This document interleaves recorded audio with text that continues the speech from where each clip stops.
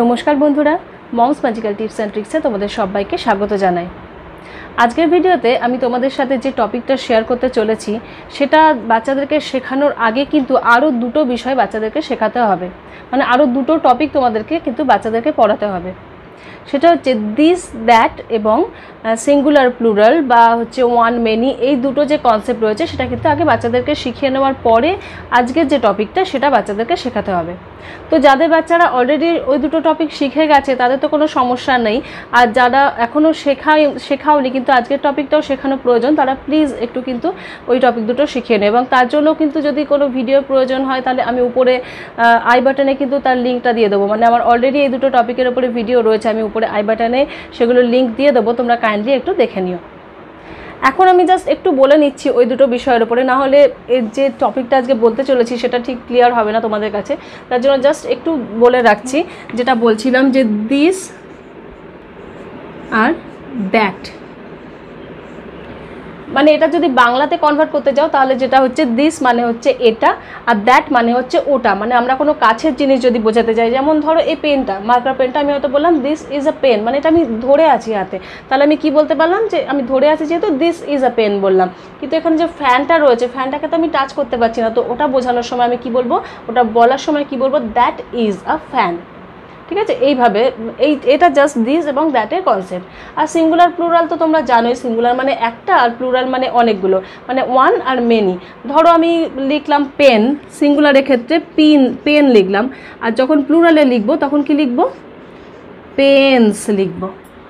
Just এইটুকুই পার্থক্য।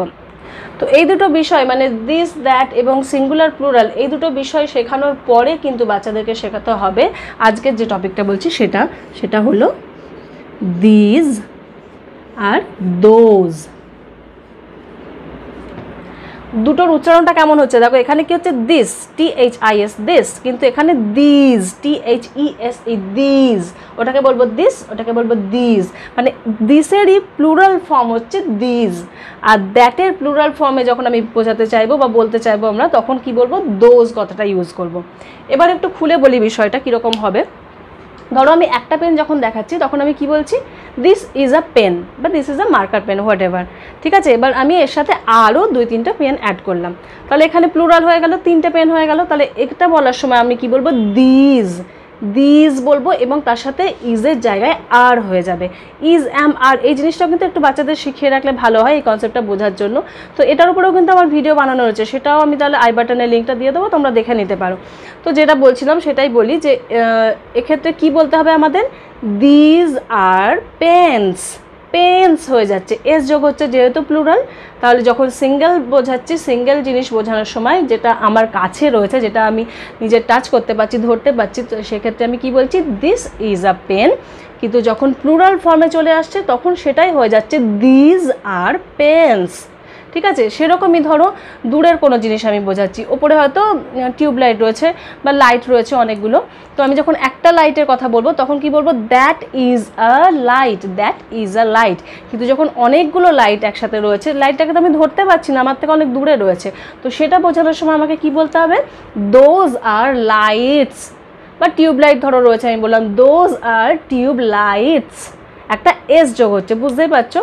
তো এস, ইএস এগুলো এক একটা জায়গায় এক এক রকম হয়, কিন্তু একদম ছোট বাচ্চাদের জন্য যেগুলো এস দিয়ে যোগ হয়, প্লুরাল ফর্ম হয়, সেটাই নর্মালি শেখানো হয়। তো এক্ষেত্রে যেমন দিস আর টিউব লাইটস হয়ে গেল। তাহলে মূল বিষয় যেটা হচ্ছে সেটা তোমরা বুঝতেই পারলে আশা করি, যে দিস কথাটা আমরা সিঙ্গুলার কোনো নাউনের ক্ষেত্রে ব্যবহার করছি কিছু বোঝানোর জন্য, এবং সেটা কাছের জিনিস বোঝানোর জন্য, এবং দ্যাট কথাটা সিঙ্গুলার নাউনের ক্ষেত্রে ব্যবহার করছি দূরের জিনিস বোঝানোর জন্য, এবং এটারই প্লুরাল ফর্ম হচ্ছে দিস আর দ্যাটের প্লুরাল ফর্ম হচ্ছে দোজ। জাস্ট এইটুকু মনে রাখলেই হবে। তো এটুকু আশা করি তোমরা বুঝতেই পারলে। চলো এবার কিছু ওয়ার্কশিট তোমাদের দেখিয়ে নিই, বাচ্চাদের কিভাবে তোমরা এগুলো প্র্যাকটিস করাতে পারো বা বোঝাতে পারো। দিস দ্যাটের ওয়ার্কশিটও কিন্তু তোমরা ওই ভিডিওটাতেই পেয়ে যাবে, যে ভিডিওটার কথা বলছিলাম আমি একটু আগেই। তবু আমি একবার দেখিয়ে দিচ্ছি। সাপোজ আমি এখানে একটা বল আঁকলাম, তাহলে এক্ষেত্রে কি বলবো আমি, এটা আমার কাছে রয়েছে। আর একটা জিনিস বলে রাখি, আমরা এই দিক থেকে ধরবো, মানে ধরে নাও এখানে আমি দাঁড়িয়ে আছি,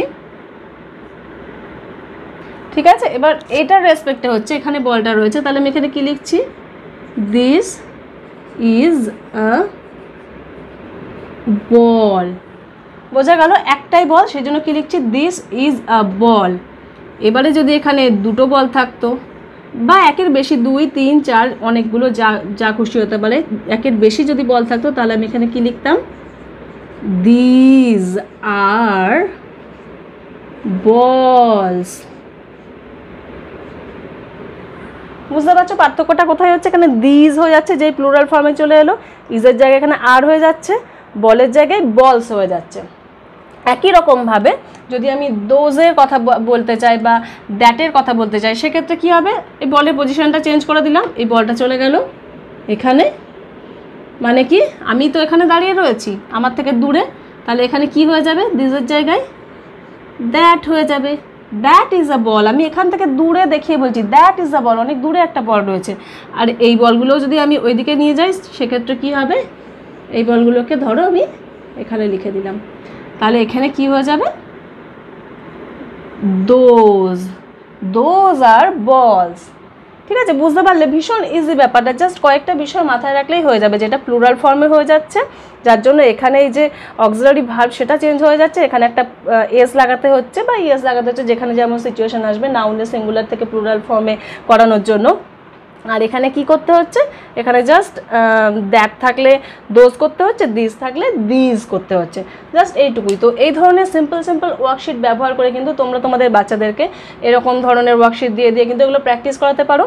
এবং এক্ষেত্রে আরেকটা জিনিস বলার আছে যে এই ধরনের টপিকের ওপরে আমি আমার বাচ্চাদের সাথে মানে শানমুনের সাথে একটা গেম খেলি, তো ওরা এখন ঘুমাচ্ছে বলে আমি গেমটা দেখাতে পারলাম না, পরের দিনকে আমি চেষ্টা করব সেই গেমটার উপরে একটা ভিডিও বানিয়ে তোমাদেরকে দেখানোর। তো ওই ধরনের গেমও কিন্তু তোমরা খেলতে পারো, ভীষণ ইজি, এবং ওই গেমের মাধ্যমে কি হবে, তোমার অনেকগুলো কনসেপ্ট একসাথে ক্লিয়ার হবে। এখানে তো দিস দ্যাট বা দিস দোজ এটাও ক্লিয়ার হবে, তাছাড়া অক্সিলারি ভার্বের কনসেপ্টটাও, মানে ইজ কোথায় বসছে আর কোথায় বসছে সেটাও জানা হয়ে যাবে, বা এখানে যে আমরা প্লুরাল হলে যে এস যোগ করছি বা ইএস যোগ করছি, এই জিনিসটাও কিন্তু একদম পুরোপুরি ক্লিয়ার হয়ে যাবে। মানে একসাথে অনেকগুলো টাস্ক কিন্তু ওই ধরনের ওয়ার্কশিটের মাধ্যমে বা ওই ধরনের গেমের মাধ্যমে বলতে পারো তোমরা বাচ্চাদেরকে দিয়ে খেলাতে পারো। তো আমি এই মুহূর্তে সেটা দেখাতে পারছি না, ওরা ঘুম থেকে উঠলে বা অন্য কোনো সময় আমি ভিডিওটা শ্যুট করে কিন্তু আমি তোমাদের সাথে সেটা শেয়ার করে নেবো। তাহলে বন্ধুরা, তোমরা আজকের ভিডিও থেকে দেখতেই পেলে যে আমরা কত সহজে বাচ্চাদেরকে দিস দ্যাট, তারপরে দিস দোজ এগুলো শেখাতে পারি। তো তোমরা এইভাবে ট্রাই করো, বাচ্চাদেরকে ভীষণ ইজি এবং ওরা খুব মজা পায়। বিশেষ করে এই ধরনের ওয়ার্কশিট যদি বাচ্চাদেরকে দিয়ে দাও, বিভিন্ন রকমের ছবি এঁকে দিতে পারো, এখানে বলের জায়গায় অন্য যে কোনো যা খুশি, আমব্রেলা, ক্যাট, ব্যাট যা খুশি দিতে পারো, যে কোনো ছবি এঁকে জাস্ট কনসেপ্টটা ক্লিয়ার হচ্ছে নাকি সেটা টেস্ট করার জন্য। এবং ছবিগুলো যদি কালারফুল করে দাও আরও ভালো হয়, বা বাচ্চাদেরকেও বলতে পারো যে কালার করার জন্য। তো এইভাবে কিন্তু বাচ্চাদেরকে দিয়ে এই ওয়ার্কশিটগুলো করাতে পারো, তাতে বারবার করে প্র্যাকটিস করার ফলে ওদের কিন্তু এই জিনিসটা গোলাবে না। নর্মালি কি হয়, দিস দ্যাটের মধ্যে বাচ্চারা গুলিয়ে ফেলে, কোনটা কাছের জিনিস কোনটা দূরের জিনিস সেটা গুলিয়ে ফেলে। তো বারবার করে যখন প্র্যাকটিস করবে, বিশেষ করে বারবার করে যখন লিখবে, তখন কিন্তু এগুলো প্র্যাকটিস করা হয়ে যাবে। তো আজকের ভিডিওতে তোমাদের সাথে এটুকুই শেয়ার করা ছিল। যদি ভিডিওটা তোমাদের ভালো লাগে তাহলে প্লিজ ভিডিওটাকে লাইক করে দিও, আর অন্যদের সাথে শেয়ারও করো, আর কমেন্ট করে আমাকে অবশ্যই জানিও যে ভিডিওটা কেমন লাগলো। আজকের মতো তাহলে এই পর্যন্তই থাক বন্ধুরা, তোমরা সবাই খুব ভালো থেকো, সুস্থ থেকো। পরের দিন আবার দেখা হবে, আশা করছি শানমুনকে সাথে নিয়ে তোমাদের সাথে দেখা করতে আসতে পারবো। আজকের মতো তাহলে আসছি, টাটা।